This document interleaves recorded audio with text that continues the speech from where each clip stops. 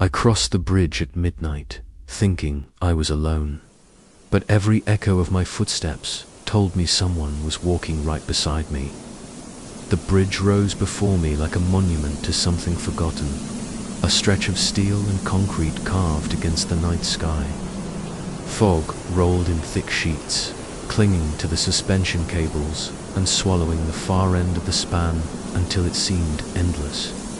From a distance, it looked almost beautiful lights, shimmering faintly in the mist, but standing at the foot of it. I felt more like I was about to step into a grave dot. I hesitated at the entrance. The silence was total, the kind of silence that swallows even the sound of your own breathing. I could still hear the river far below, but its voice was muted, distorted, as though I wasn't standing above moving water at all, but over something alive that only pretended to flow. I told myself it was just nerves. I'd crossed this bridge dozens of times during the day, but at midnight, under a pale crescent moon, the structure felt like an entirely different place. My first step echoed unnaturally loud against the walkway. The damp concrete amplified it into a hollow, metallic clang that bounced off the beams above me. I paused, waiting for the sound to fade. When it did, another echo followed, delayed, too late to be my own, softer, almost hesitant. I glanced behind me. The fog had already swallowed the road, leaving only a wall of white. For a moment, I had the unnerving sense that I hadn't walked forward at all, but that the bridge had shifted around me, cutting off the way back. I tried to focus. The lamps along the bridge were weak and unreliable, buzzing faintly as if they resented the power coursing through them. The nearest one flickered twice, its glow dimming until the mist pressed closer, then flaring just enough to keep the dark at bay. But further down, each lamp seemed dimmer, further apart, creating long stretches of shadow where the fog pooled thick and heavy. My footsteps continued, each one louder than it should have been, and each time the second echo returned, always just behind me, always just slightly out of step. That's when I saw the footprints. They appeared a dozen steps ahead, faint outlines pressed into the wet concrete, bare feet, too large to belong to a child, too narrow for work boots. Human, unmistakably human. I froze, scanning the length of the walkway. The fog made it impossible to see more than a few meters, but the footprints gleamed faintly, as if fresh, as if someone had only just walked through. Curiosity forced me forward. The closer I got, the more details stood out. The prints weren't merely damp, they shimmered. Oily rainbows rippled across their surfaces like gasoline spilled on water.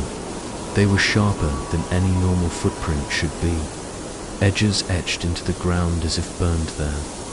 I crouched, reaching down with shaking fingers. The concrete was cold, damp, and alive with that strange shimmer. When I pulled my hand back, the moisture clung to my skin. It wasn't water. It was thicker, almost sticky, and it smelled faintly metallic, like rust. I wiped my hand on my jeans, but when I looked down, the print had already repaired itself, whole again, as though I'd never touched it. A sound broke the silence, dot footsteps, not mine, dot slow. Deliberate, coming from behind. I spun around. Nothing, just the fog, denser than before, curling and shifting like smoke. The nearest street lamp buzzed louder, its glow flickering violently, as if it too was nervous. I told myself to keep moving. That standing still only made me prey to my imagination. Yet the moment I stepped forward, the sound came again, one step behind me, then two. To close, I stopped. So did it. I tried walking again, quicker this time, and the sound matched me perfectly, chasing me through the mist. My heart thundered in my chest, and though the air was freezing, sweat dampened my palms. Then the whispers began. At first I thought it was the river, but the tone was wrong. The hiss rose from beneath the bridge, weaving between the beams, threading itself into the cables. Low, fractured syllables, not words, not at first. But the longer I listened, the more I thought I could hear my name forming in the noise. The footprints ahead multiplied. Where there had been 10, there were now dozens, overlapping, stretching into the fog as if a crowd had passed through. Some were small, others massive, but all shared the same faint shimmer, all impossibly fresh. My chest tightened. I should have turned back, but the fog behind me had thickened into a solid wall. The way forward was the only way left, and so I walked, following the trail of footprints deeper into the bridge's throat, each step echoing back at me once from my own feet, and once from something that refused to stay hidden. The further I walked, the more the bridge refused to behave like a bridge. At first it was only the silence, the absence of traffic, of wind, of even the faint vibration of the steel. But then came the sense that the ground beneath my feet wasn't fixed. Each step felt longer, stretched, as though the walkway had begun to pull forward with me. I stopped once, daring to look back. The lamps behind me were gone, swallowed entirely by the fog. I wasn't halfway across anymore, was suspended in the middle of nowhere, and then the chain rattled. It started as a metallic quiver above me, just one quick twitch of sound, but then it spread across the suspension cables, shivering through the steel until the entire structure hummed with it. My bones rattled with the vibration. Somewhere in the mist, something was moving, shaking the bridge like a hand testing a rope. I wasn't alone. The water below no longer sounded like water. It whispered. 100 voices carried upward, muffled but distinct, the way hospital intercoms echo through empty halls. I leaned over the railing, squinting into the fog. At first, I saw only the river glistening faintly under the moon, but then it shifted. The ripples formed syllables.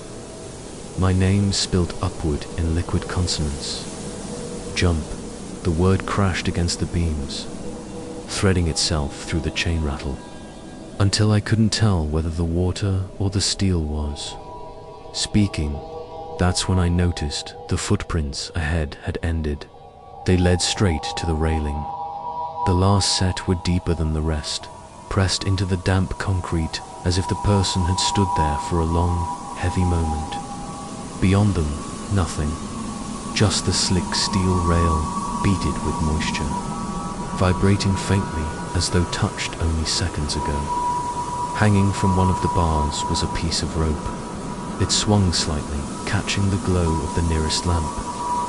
At first, I thought it was just old debris, but when I reached for it, the fibers were damp wet with something darker than fog. The copper stench hit my nose before my eyes adjusted. Blood, the knot, was still tied, the fibers frayed, stretched by weight. I let it drop from my fingers, bile rising in my throat. The footsteps returned, not echoes real, 1, 2, 3. Slow, deliberate, coming from behind me through the fog. My whole body tensed. The lamps above sputtered. Their buzz filled the silence, drowning out the river's whispers. I turned, my heart pounding so loud it felt like it would burst through my chest. Something was there, a shape pushed through the fog, tall and human but wrong. Its shoulders slumped unnaturally, arms dangling far too low, fingertips grazing the walkway. Each step left behind a new footprint, glowing with the same oily shimmer as the trail that had led me here. It stopped beneath the flickering lamp, and for the first time I saw its face, or rather, the absence of one. Where eyes should have been were hollow depressions, soft dents in pale, blurred flesh. Where a mouth should have been, there was rope, thick, coarse strands knotted tight, biting into the skin, cutting deep until the whole lower half of its face was nothing but a wound bound shut. It raised its hand, long and bony, and pointed not at me, but at the railing, at the void.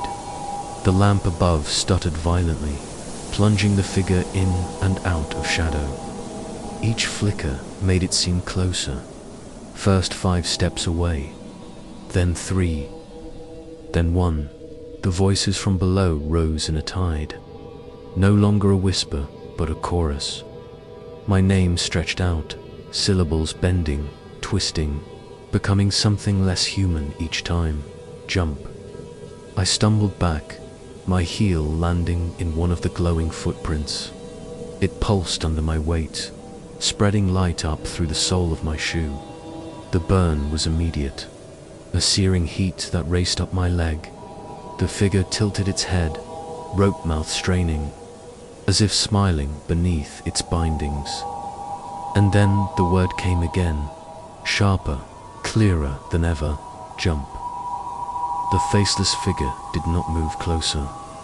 It simply stood in the fog, rope bound across the place where a mouth should have been, one bony finger still pointing toward the railing. The glowing footprint beneath my heel pulsed again once, twice before fading. When I lifted my foot, it was gone, erased as if it had never existed. The others began to vanish too. One by one, the oily prints ahead of me dissolved into the mist until the walkway was bare. The bridge should have looked ordinary, now just steel beams, cables, wet pavement, but it didn't. The air itself seemed longer, stretched thin like taffy. I turned back toward the figure. The fog swallowed it whole, but when I faced forward again, my stomach dropped. The railing that had been only a few steps away was now far in the distance, at least 50 yards, maybe more. And though I hadn't taken a single step, the lamps overhead flickered to match it. Aligning in an endless row, the bridge had grown. The whispering river below rose into screams. It wasn't water anymore. It was 1,000 voices, gurgling, choking, splashing. I clamped my hands over my ears, but it didn't help. The sound wasn't in the air. It was inside my skull, vibrating through my bones. I broke into a run, sprinting toward the railing. My shoes slapped against the wet pavement. Each lamp passed overhead with agonizing slowness, like time itself had slowed down. And then, impossibly, I heard footsteps matching mine. I skidded to a stop. The sound behind me stopped too. I spun around. The fog parted just enough to reveal footprints forming fresh on the walkway, but no one was there. One after another, they stamped into existence, each glowing oily green, each landing in perfect rhythm with the pounding of my heart. They weren't leading toward me anymore.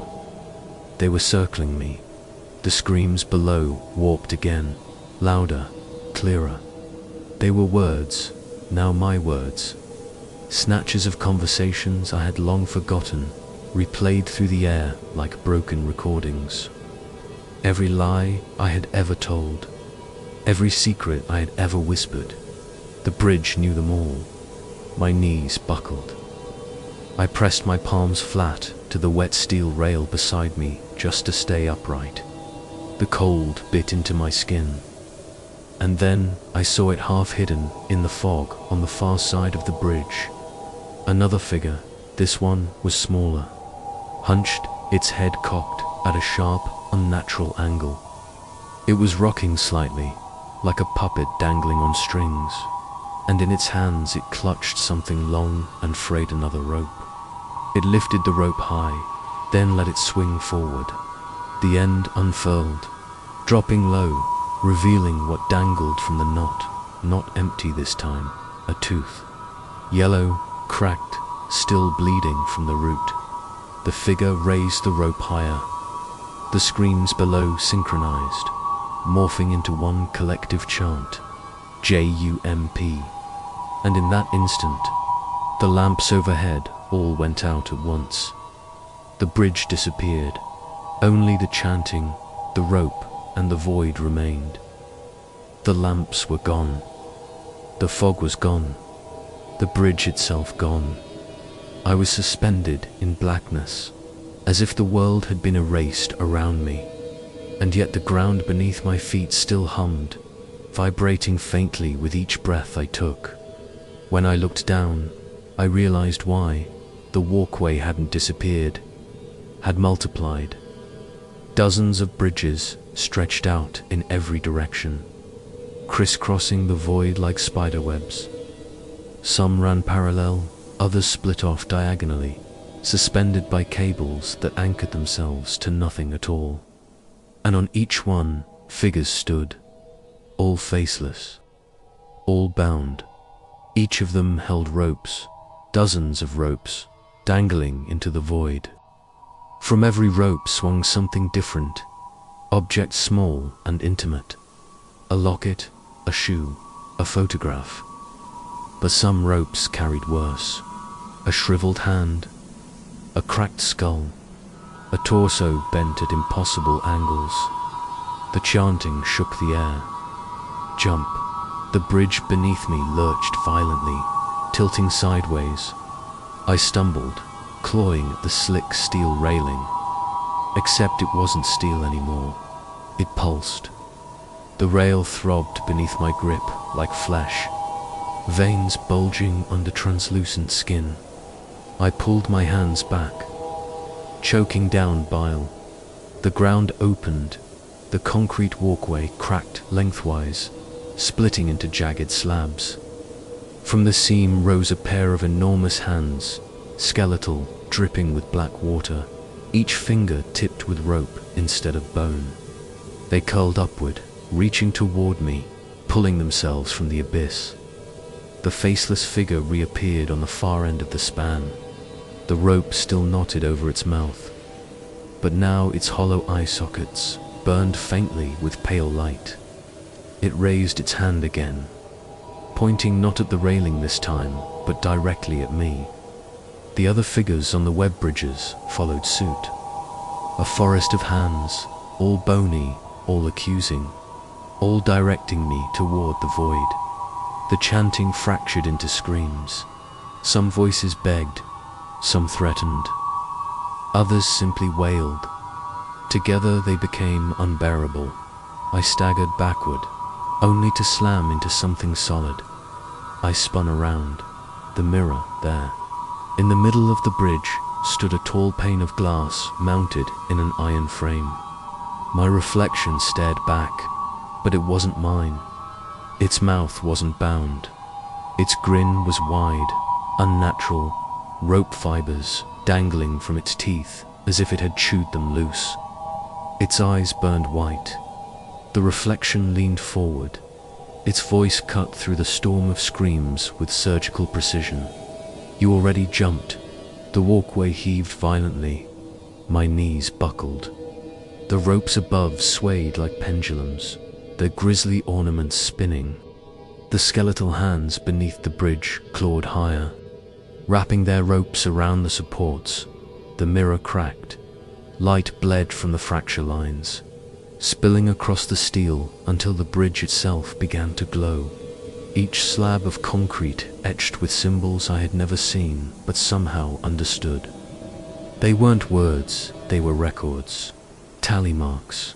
Every soul the bridge had claimed, and one space remained blank. Mine. The chanting snapped into silence. Only one voice remained, the reflections whispering inside my head. Choose. And the bridge tilted again, ready to take its toll. The bridge no longer felt like steel or stone.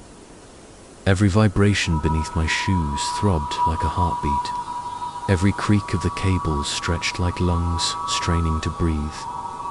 The void wasn't silent, pulsed with something deeper than sound, a rhythm older than language. The cracked mirror at the center glowed faintly, fissures spiderwebbing across its surface. My reflection inside no longer mirrored me. Its smile was too wide, its head cocked at an angle no spine could endure. Rope fibers dangled from its lips, wet with something that glistened under the pale glow. "Choose," it whispered again. But now the whisper wasn't only in my ears. It crawled beneath my skin, coiled around my nerves, pressed into my bones until I felt my own marrow answer back. The skeletal hands clawed higher, knuckles scraping sparks against the concrete that wasn't concrete anymore. Their rope fingers lashed outward, brushing the air. Each time they did, the ropes above swayed in unison, the grisly tokens dangling like pendulums, a locket that snapped open and shut like jaws, a cracked skull that rattled with every swing, a tooth that gleamed as though freshly pulled. And still, the tally marks glowed at my feet. Hundreds of lines etched into the bridge's surface, glowing like embers, some fresh, some centuries old, worn smooth as if time itself had tried to erase them. One last space remained blank, pulsing softly. Waiting mine, I tried to step back, but the railing pressed against my spine before I realized I had moved. It was no longer cold steel, it pulsed like muscle. Veins bulged under its translucent surface. I jerked away, bile rising in my throat. But my reflection had already stepped free of the mirror. It wasn't like glass shattering. It was like skin splitting. It peeled out of the reflection like a shadow shedding a body, standing taller, darker, sharper than I could ever be. Its grin stretched to the edges of its face. Its hands were my hands, but longer, thinner, roped with veins that ended in frayed cords instead of nails. "You've been falling since the first step," it murmured, voice identical to mine. The bridge tilted. My stomach lurched as the entire span canted toward the abyss. The ropes above whipped violently. Their tokens clattered together like bones in a sack, and the water below surged not water anymore, but faces, thousands of them. They churned and writhed like a living tide, mouths open, screaming. Some shrieked words, others only bubbled incoherently. And among them, faces I recognized. The man who had jumped last year, whose story had haunted the local papers. My old neighbor who vanished without a trace. A classmate who had never made it home. Their eyes locked onto me, pleading, accusing. The reflection raised its arm, pointing directly at the void. "Jump," it said, not a whisper, not a command. A verdict. I staggered forward, feet dragging against my will. The blank tally mark at my feet glowed brighter, searing heat into the soles of my shoes. With every step, the bridge moaned, and the skeletal hands below reached higher. Ropes dangling like veins, eager to knot around my throat. I reached the edge. The faces below opened their mouths wider, so wide their skin tore. The water boiled with their screams. My heart pounded in my throat. I grabbed the railing, desperate to anchor myself. The reflection leaned close, mouth brushing my ear. "You don't jump into the bridge," it hissed. "The bridge jumps into you," and the floor gave way. No plunge, no fall, no impact. Instead, the void inverted, drushing upward, wrapping around me like a second skin.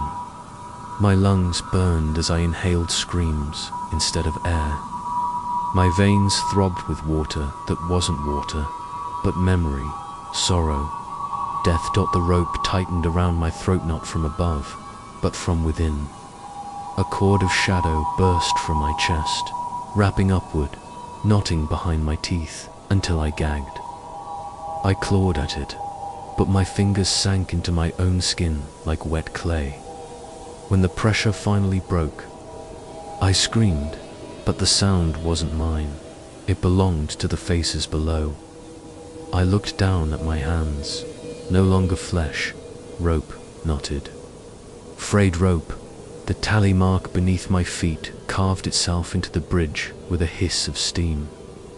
The blank space was gone, and on every parallel bridge stretching across the void, the faceless figures raised their arms in unison, pointing at me. I wasn't the traveler anymore. I was the toll, and the bridge waited for its next.